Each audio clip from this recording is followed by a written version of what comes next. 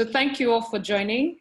Once again, my name is Andy Okon, and I'm the Community and Capacity Building Manager at Open Contracting Partnership. And today's webinar is going to be an introduction to OCDS publication, which is why I've titled it Getting Started with OCDS Publication. So what is OCDS? OCDS is an open data standard for publication of structured information on all stages of a contracting process, from planning to implementation. The publication of OCDS data can greatly enable transparency in public contracting and can support accessible and in-depth analysis of the efficiency, effectiveness, fairness, and integrity of public contracting systems.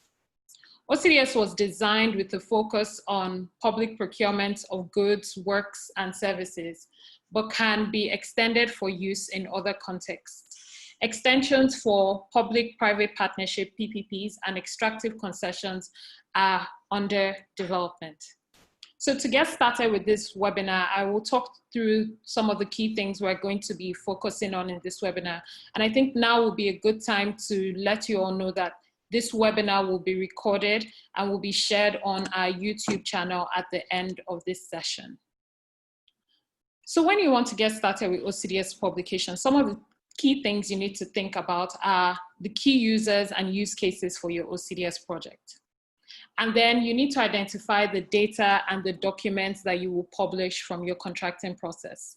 Once you're done with this, you can now map your data against what we call the OCDS building blocks, which I will touch on during this session. And then you present your data in JSON releases and records, and finally publish your data on the web using OCDS publication patterns.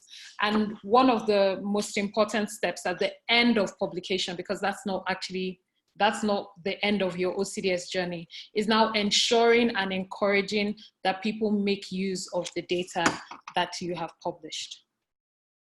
So first off, let's unpack what OCDS stands for. Open contracting. Open contracting is about disclosure and participation. The open contracting principles cover a wide range of areas of reform to improve the use of public resources. OCDS builds on these principles, and then the ultimate goal of OCDS is to deliver open contracting. Now we go on to open data. What is open data? Open data is the idea that the government should publish their data so that it can be reused. So this requires that data is accessible, machine readable, and for permission to be granted for reuse. Where data in contracting is currently published, it is often through portals that maybe require a login, or the licenses are not clear for data use, and maybe it's published in formats that make it tricky for reuse. For example, picture images of data makes it difficult for download and reuse. But many countries over the years have made commitments to open data, and open contracting can be promoted as one of the aspects of open data. We will be sharing some resources at the end of this webinar for you to have further information on both open contracting and open data. And now, a data standard. What would you describe as a data standard? It's basically something that sets out how to format data so that it is machine readable. An example that we often use is how we display our dates, how many different ways there are in writing today's date. For example, you could simply write the day, the month, the year, in some cases, the year, the month, the date, and in the case of America, the month, the date, the year. So what a data standard does is to help resolve that ambiguity in the differences in how people publish their information, in this instance, dates. So a data standard resolves that ambiguity and helps different systems work out how to interpret information. So that's basically what OCDS is in the public procurement context. We have basically created a data standard that resolves all the ambiguity around public procurement terms and the different fields in publishing public procurement data. So unpacking OCDS, there are three key components to the Open Contracting Data Standard. We have the schema, we have the documentation, and we have the governance. The schema is basically the structure that sets out the field, structure, data types, and validation rules for OCDS data. The documentation site explains how to use the schema and how to package, license, and publish your data, as well as validate your data. And finally, governance. Governance is basically the formal governance process for making changes to the standard. The current version that we are on is on the OCDS 1.1.5, and we're eventually working towards 1.2. What this tells you is that OCDS, the standard, is an ever-evolving process that takes in feedback from both publishers and users and makes the information usable enough. Please, can everyone mute their mic if you're not speaking at the time? Thank you. And makes this information and data that is published with the standard usable over time. And also ensuring that it takes into considerations changes in the environment, changes in procurement policies across the world. So what does the standard actually look like? You can find the standard documentation at standard.open-contracting.org. That is the website that holds our OCDS. And this should be your first point of reference. The standard documentation is kept up to date and takes precedence over any other materials about OCDS. Now we're going to go into more detail. This is where I want everyone to pay very close attention, because we're really going to talk through how OCDS views the contracting process and how you publish to the point of publishing your data. So the procurement process. OCDS is about describing contracting processes, not tenders or contracts, but the whole process, all the way from the planning point to the point of implementation. OCDS defines a unique contracting process as all the planning, tendering information, awards, contracts, and contract implementation information related to a single initiation process. An initiation process may be a tender, a direct award, or a call to award a concession. An individual contracting process has many different stages. We bring together with a single contracting process identifier, which is called the OCID. So from the planning point to tender to award to contract implementation, how OCDS ties this all together is what we call a unique identifier, the Open Contracting ID. What this means is that users can easily access joined up data across the whole contracting process. And this is a key feature and benefit of publishing and using OCDS data. So to make sure that the OCIDs assigned in two different jurisdictions do not clash, publishers need to register an OCID prefix. This can be appended onto locally generated identifiers, giving a globally unique ID and allowing disparate data sources to confidently refer to a unique contracting process. And you can register your OCID prefix in the standard documentation. The help desk helps you with this process. So what does it look like when somebody actually publishes OCDS data? This is what it looks like. OCDS data is an OCDS is a JSON schema standard. This means that the canonical form of the data is JSON. We provide tooling to facilitate conversion between spreadsheets and JSON documents. And why we do this is because most times, most publishers have their data captured in the form of spreadsheets. Other types of publication, for example, alternative serializations, could only be described as based on OCDS. Why is this important? This is important because without publishing true OCDS data, many of the benefits of publishing to a data standard are missed. For example, quality assurance.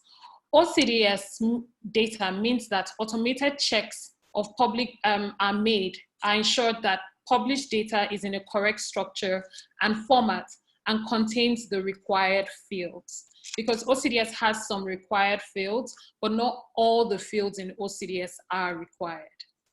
Also, OCDS gives you an access to a developing ecosystem of reusable tools and methodologies for working with OCDS data. Something else it does is that it provides publisher and user guidance, and the definition of each field in the data and guidance templates and documentations are made available and describe how to publish and use the data. OCDS also allows for your data to be comparable. Data that can be compared with other publishers to understand, your data can be compared with other publishers to understand the value for money and other types of analysis or use cases for which you are publishing OCDS data. And then finally, of course, OCDS is an international standard, and it has a community of publishers and users that you can learn from and also share your work with. So when OCDS was being developed, there were certain problems that it was developed to address. While some contracting data is already published, there are some common blockers to using that data to understand public contracting in many countries. Some of these blockers are that the contracting processes in some countries still take place on paper, and some governments have no central source of contracting data. Also, some governments publish data but only about tenders or about the awards, but not enough information about the process, the entire contracting process.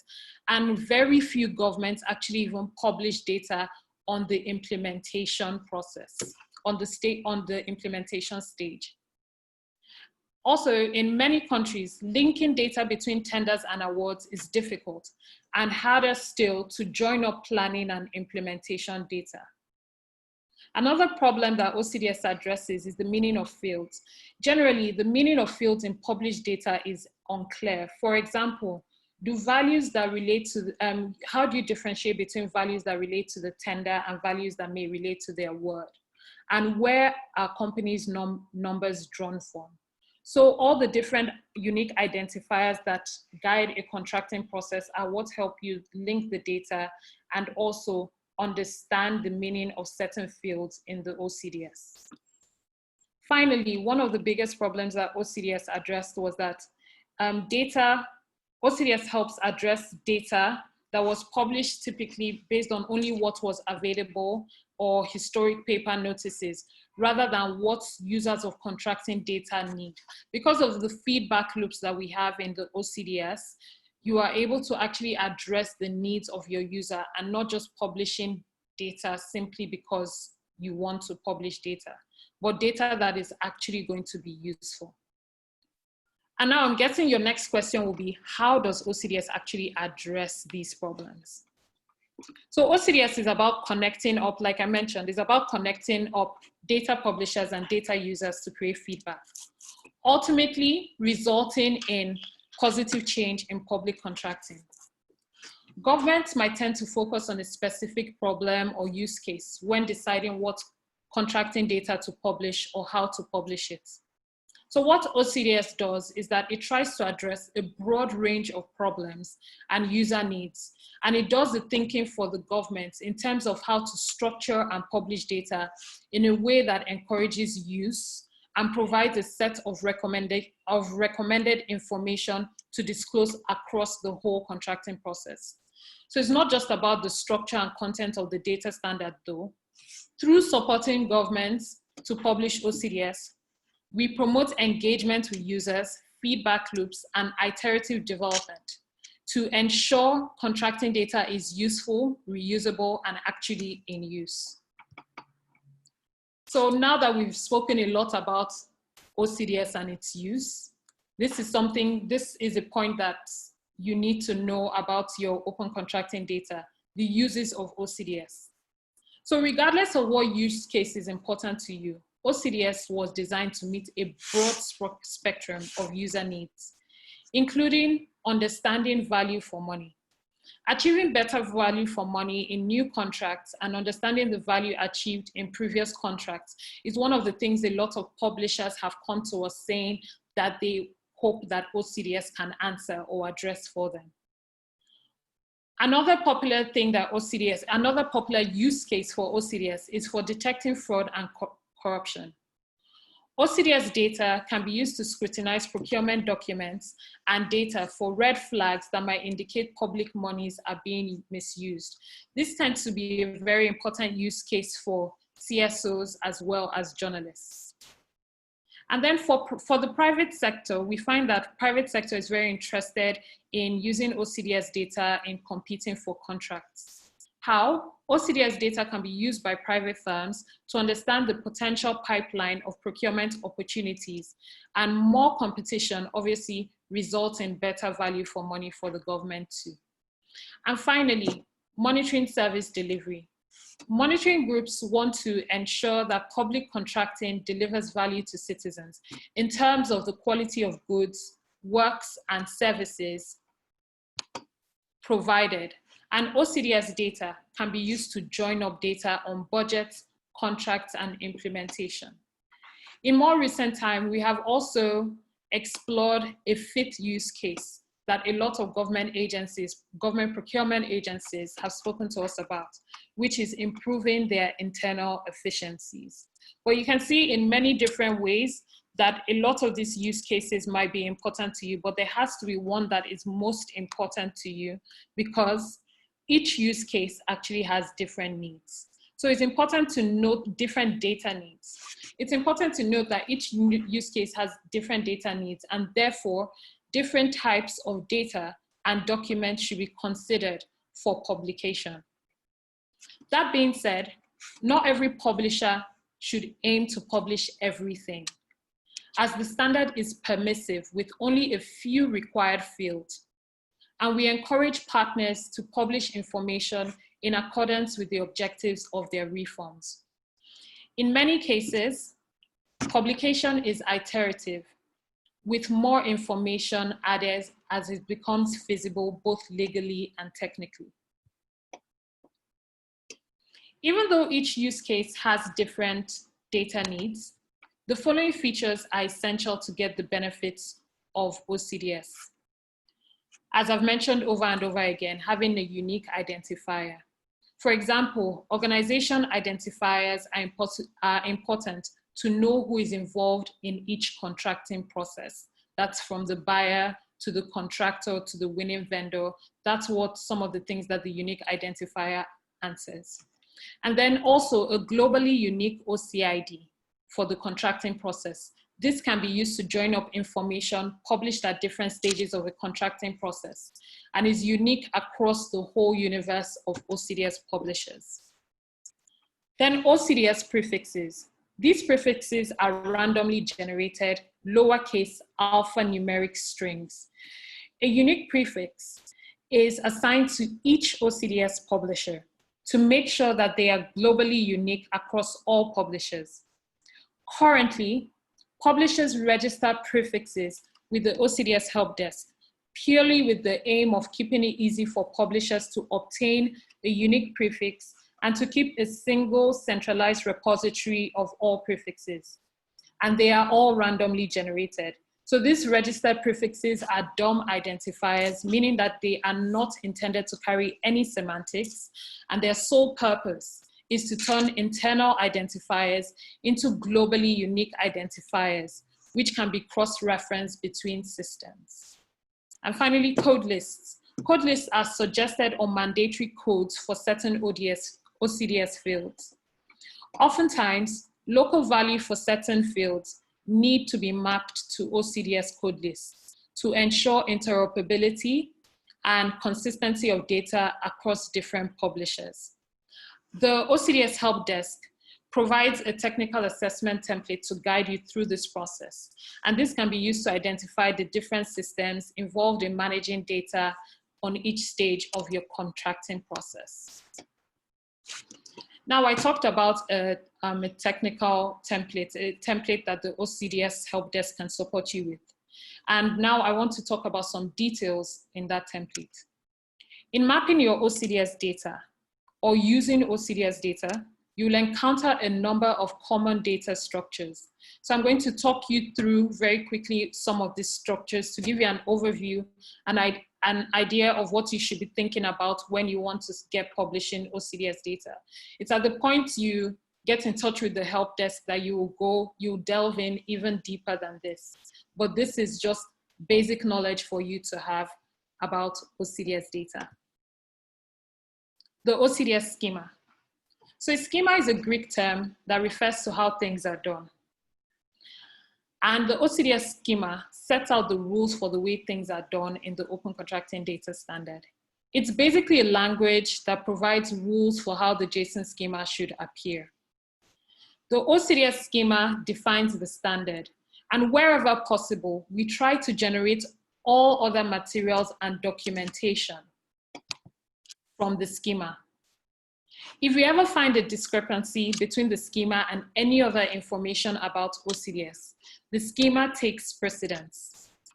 The schema gives the exact definitions of what should be published and how it should be published, with machine-readable validation rules, which can be used to automatically check that the data is structured and formatted correctly. So this is basically what it looks like. An OCDS document is made of a number of sections, and these sections are the release metadata. And what the release metadata is basically data about the data. So it's data about the OCDS data that you're publishing. And it's contextual information about each release of data. Some of the subsections here are parties, which is information about the organizations and other participants involved in the contracting process. And then you have planning, which is information about the goals, budgets, and projects a contracting process relates to. And then you have the tender, which covers information about how a tender will take place or has taken place. And then you have the awards, which is information on awards made as part of a contracting process. And finally, you have information on contracts. You have the contract, information on contracts signed as part of the contracting process. And a subsection of this is the implementation, which contains information on the progress of each contract towards its completion. All of this information is represented in a JSON document like what you can see on the screen right now. It's important to note here that in some cases, publishers or users may need building blocks, because these are called building blocks, and fields which are not provided in the core OCDS schema. So we maintain a list of extensions, of what we call extensions, that provide additional building blocks and fields. And you can get in touch with us to provide guidance on how to make use of OCDS extensions.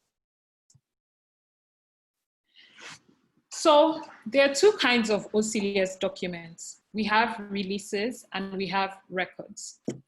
Releases provide updates on each event in a contracting process, ideally in real time, ideally. They can be used to notify users of new tenders, awards, contracts, and other updates. One contracting process can have many releases.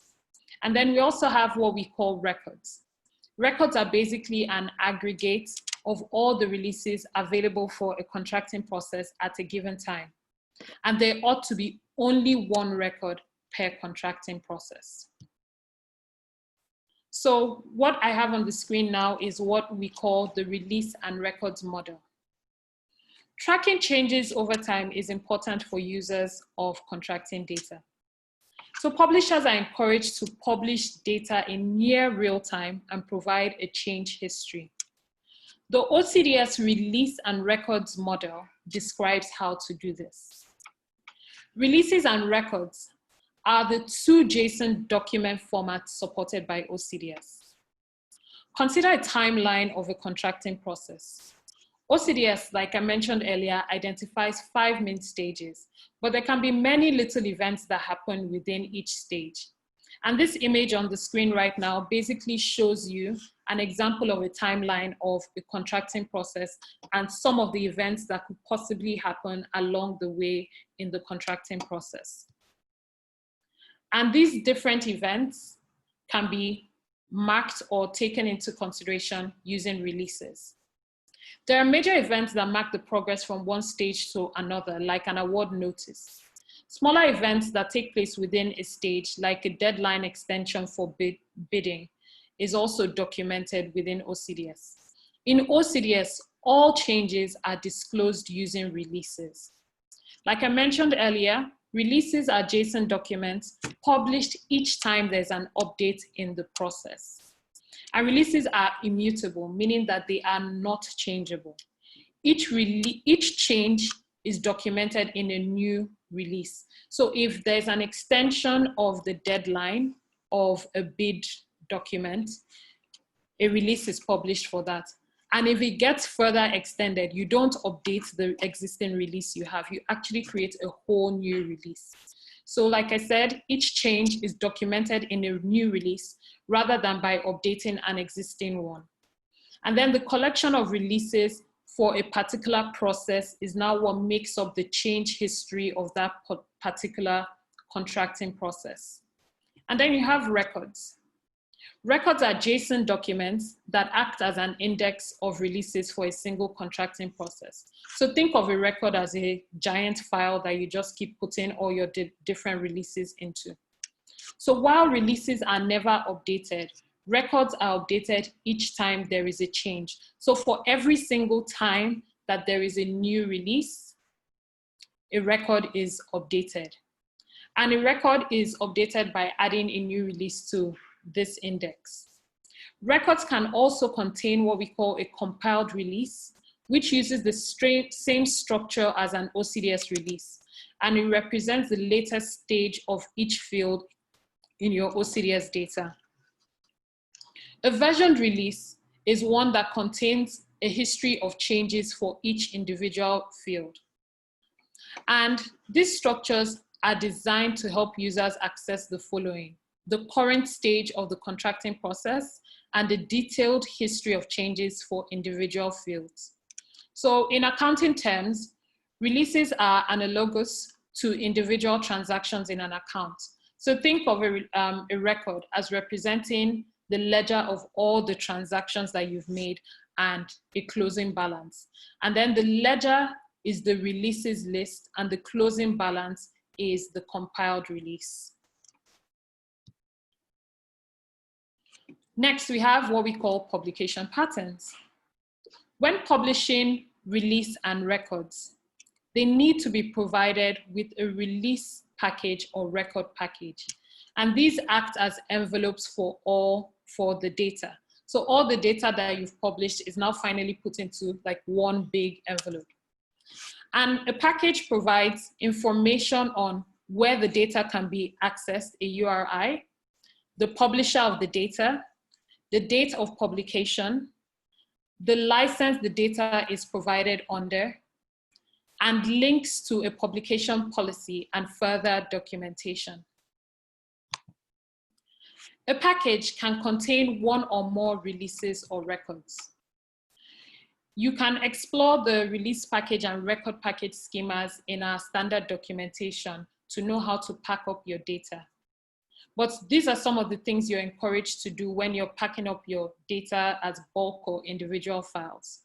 You're to ensure that all your documents referenced in OCDS releases are available online, and that you publish each release and record on its own persistent URL. So each release and each record has to have its own URL. Additionally, produce bulk packages of releases and records that will be available for users to download. And then you can produce flat versions of the data. And what we refer to as flats is a version that is easy to access in CSV for Excel formats. So you need to make a decision about how to segment the data into bulk files so that the files are easy for your users to work with. So that brings us to the end of discussing the whole data bit, publishing data. That's the point you get to finally publish your data. But there's obviously a bigger picture because OCDS is just one part of open contracting as a concept. So think of OCDS as being like Intel Inside. So OCDS is kind of inside open contracting. So when OCDS is fully implemented, we should have at least some of these benefits that I've mentioned, amongst many other things like good identifiers, common classifications, interoperable and comparable data.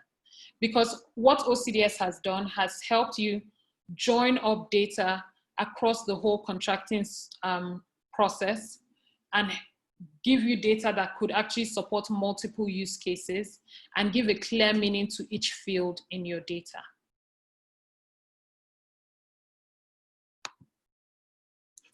So like I said, this is just the foundation, and publishing OCDS data is not the end goal of open contracting.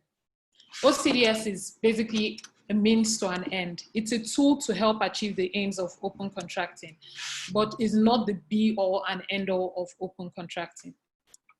So that's why we need other things like interfaces, tools, and services, and engagement with users to give you a more holistic experience of open contracting. Now, so what OCDS does is basically provide a mechanism to disclose contracting data and documents that supports the analysis, monitoring, and engagement around public contracting. So I've talked through how to publish OCDS data and in a theoretical sense. And now I want to show you some of the tools that are available to you now that you have published your data and even along your publication journey. We have something that we call the tools registry, the tools directory. And so I know many of you might be thinking, so what support is actually available to you now that you want to publish OCDS data? Over and over throughout this webinar, you've heard me talk about the help desk. That's after the standard documentation, your next point of call should be the OCDS help desk if there's anything you're unclear about. But you can actually validate, once you've finished publishing OCDS data, you can actually validate your documents with a tool that we call the OCDS data review tool. This tool will help you check whether the JSON files you're producing are technically valid. The data review tool provides a technical check of format and structure of the data for compliance with the schema that I mentioned earlier. Structural checks are important for interoperability, without which data cannot be compared and tools cannot be reused. The structural checks do not include checks for meaningless or missing data. So other aspects such as data conformance, completeness, and utility actually need to be considered before you use the data review tool. However, this is just one step of checking your data. The OCDS help team can provide additional support to check the quality of the data you are producing and to check for other common errors and any omissions. And like I said, we also have a tools directory where you can find all of the resources that I've mentioned here, and any additional resource that you think might be useful in your contracting journey is readily available in our tools directory. At this point, I will hand over to my colleague, Rachel, to talk a bit more about the OCDS help desk. Hi, everyone. So yes, as you can see, hi, as you can see here, you can contact the help desk for any questions you have about OCDS. In terms of a technical question, in terms of your kind of the background architecture you're using. We can also provide sort of in-depth data review. So once you do have some OCDS data and you want to see if you're going in the right direction, we can have a look at it for you and give you some feedback. Once you're publishing, again, we can have a look at all your data and give you feedback on it. And any questions you have throughout the implementation, feel free to give us an email. I'll put it in the chat, the email that you can contact. But as Andy said, there's lots of information online. We've got lots of tools. There's field level mapping templates. Lots of different things to look at that will help you on your way. So yeah, any questions, feel free to contact us. Thank you very much, Rachel. And finally, that brings us to the end of today's webinar. And now I want to open the room for any questions that you might have for us. So please feel free to unmute yourself if you have any questions, or raise your hand and go ahead and ask your questions.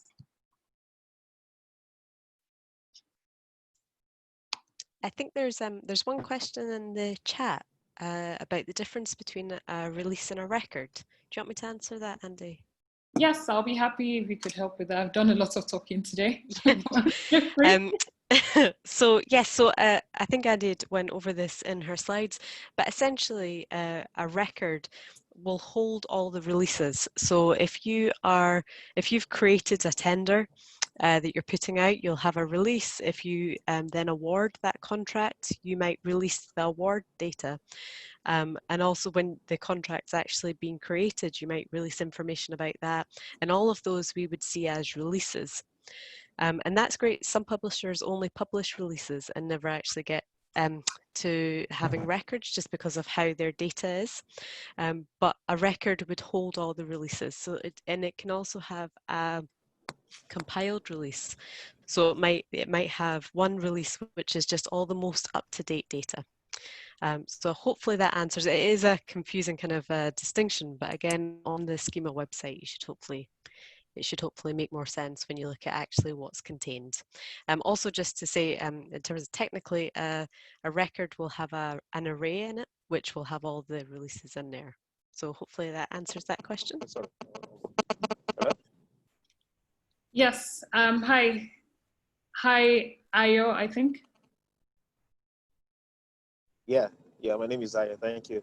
Okay, so I just need some clarity on the release itself. Now, I understand you saying that the record comprises of many releases. Am I correct? Yes.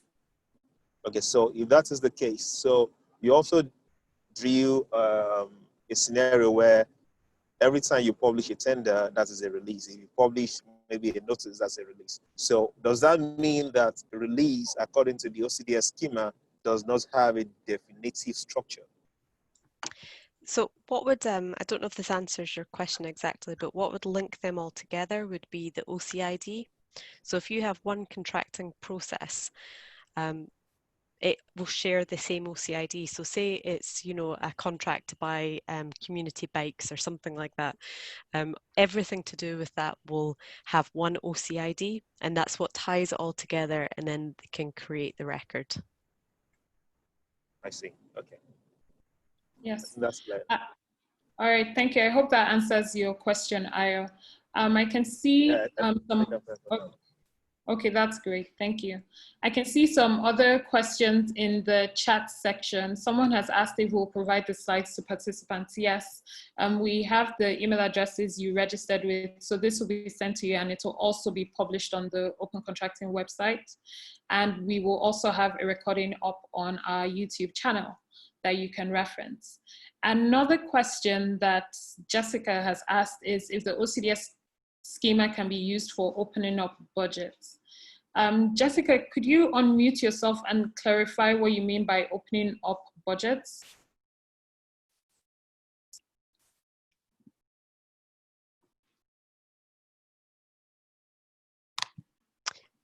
If it's not possible, Jessica, just Hello. to... Oh, yes, you're there. Yeah.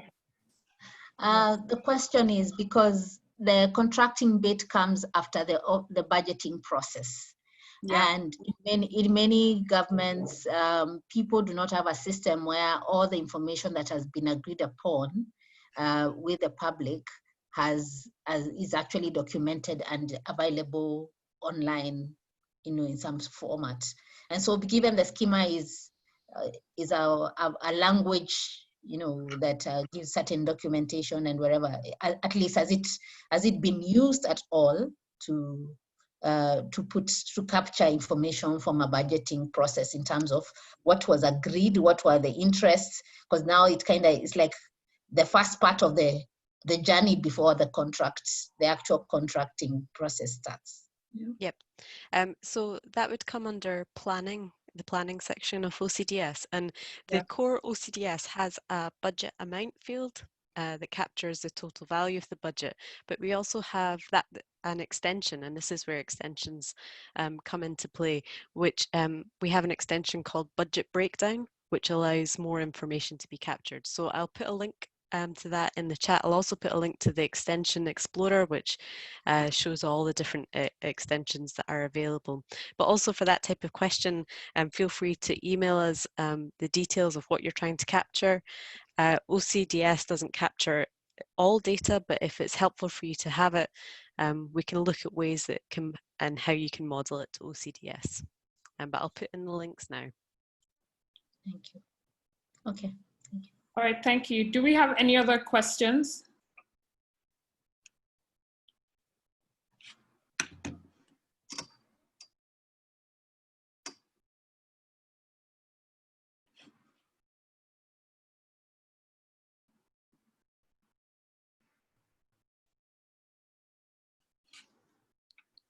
I think I see one more question from Austin, who designed the OCDS, and expatiate more on what a JSON document is.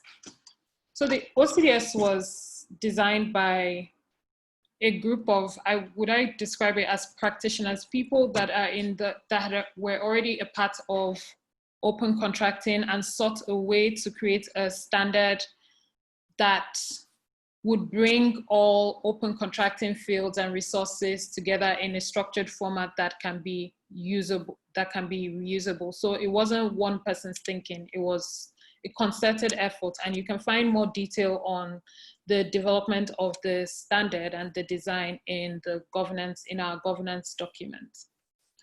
And then details of what a JSON document is. JSON is basically a machine language, the format in which OCDS is published in.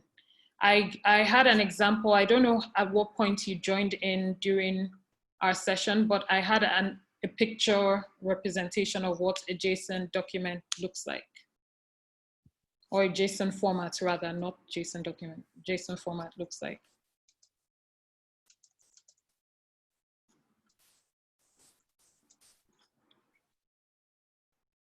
And for your question on the design of OCDS, Rachel, my colleague, has been gracious enough to drop a link with the details of the history and development of OCDS. There's also on the website some examples of JSON that you can have a look at as well, yes. Especially on the, if you go to, when you're in that website, there's a bit at the bottom that says version, and there's a development version, and that has a lot of worked examples of JSON. So you can have a look at that as well. All right, thank you, Rachel. So like we mentioned, it's important that you visit the standard documentation. It actually contains all possible information you can find about OCDS, from the history to records to releases to publication patterns. And for the person that wanted more information on releases and records, we've updated the standard to have worked examples of everything that we've shown you on here, even down to how you create your OCID prefix. So you can see a display, you can play out how it would look if you were to publish the data. And then there's a visual in the standard documentation of what a release and records look like in the array that Rachel mentioned. Okay, there's another question in the chat section. Are there consultants available to help the procurement organization in designing the OCDS? Yes, that's the OCDS help desk. I wouldn't call us consultants, but yes, the OCDS help desk can definitely help you in putting together your OCDS publication and your OCDS data. Yep, feel free to give us an email. We're also happy to have a chat with you as well, so we can set up a meeting if you want to discuss it or have any kind of in-depth questions that you want to go over. Feel free to get in touch with us.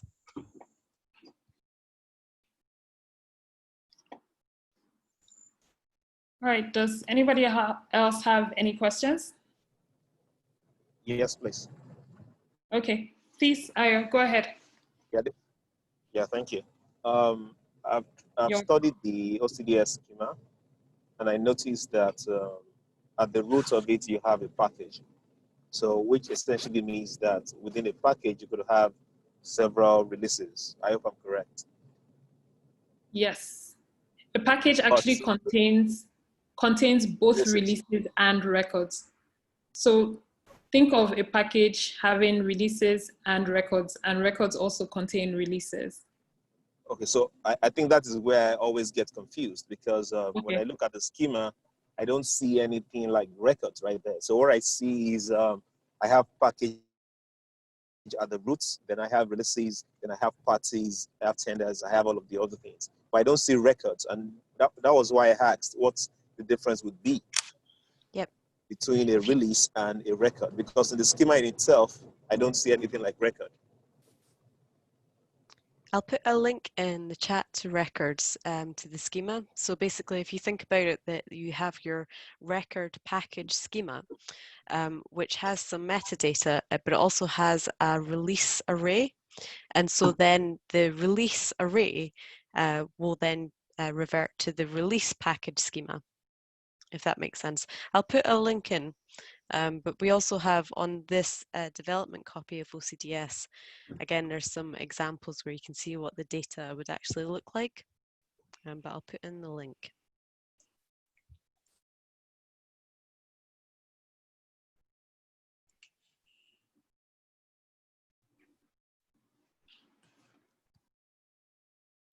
Right, any other questions?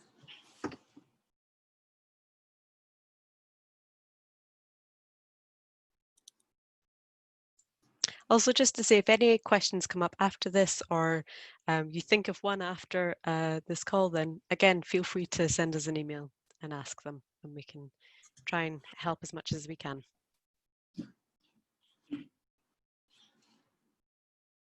All right, on that note, I think we can bring this webinar to an end. I thank you all for being a part of this session. And like Rachel has said, you can always send us an email and reach out to us. This slide deck will be made available to you, and the recording will also be made available to you at the end of this webinar. Thank you all for your time, and we hope to see some new publishers of OCDS after this. Thank you all. Thank you. All right, bye.